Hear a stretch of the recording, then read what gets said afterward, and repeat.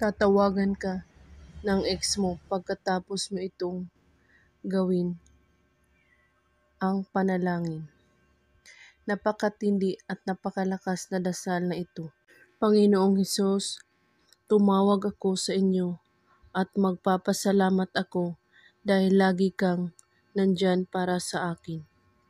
At iniharap ko sa inyo ang taong target. 3 beses mo banggitin ang pangalan niya at mataimtim na pagmamahal.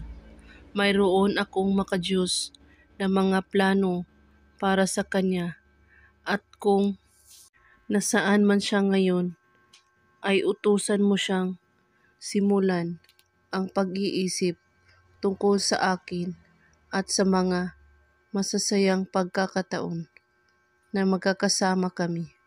At pagkatapos, tatawag siya sa akin at humihingi ng tawad at babalik sa akin. Amen. Uulitin mo ang dasal na ito sa loob ng 3 araw. Gawin ito bago kayo matulog kahit anong oras. Basta't buo ang inyong paniniwala sa paggawa at walang ibang iniisip at pagdududa. At kung may katanungan po kayo ay magko-comment lang po sa baba. Maraming salamat sa panonood. May God bless us all.